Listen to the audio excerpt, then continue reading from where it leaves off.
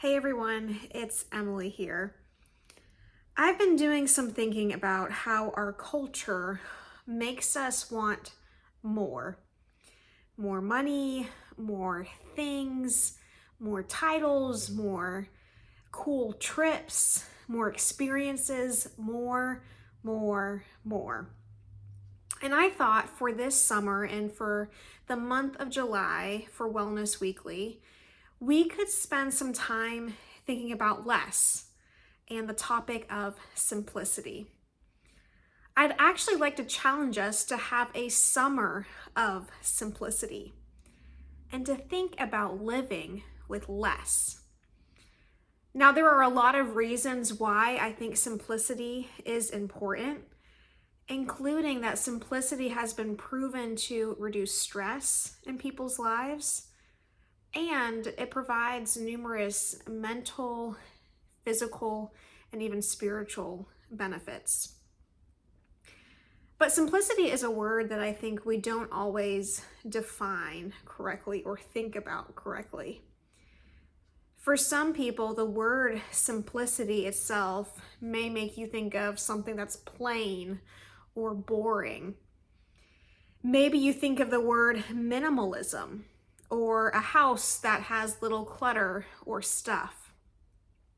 Now, I do think that the concept of simplicity includes having less clutter and less things, but it's also way more than that. At its core, I think living with simplicity leads to living with direction and with focus. When we live with simplicity, it is much easier to remain rooted in our values. It allows us to keep the main thing the main thing. And as Christians, I believe living simply means that we live our lives focused first and foremost on being followers of Jesus. Living simply in all areas of our lives, it's going to look very different for each of us. And I don't think there's really one path forward. There's no one size fits all. But what I'd like us to begin to see together and through this series is that the cultural messages of more does not bring us the fulfillment or the joy that we're on the hunt for. There is a theologian and writer and speaker that I really look up to. His name is John Mark Comer, and he teaches extensively on the topic of simplicity.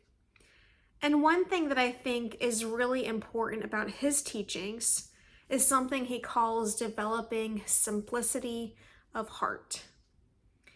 As he explains it, we have to determine what is at the true center of our life, because what we center our lives on defines who we become.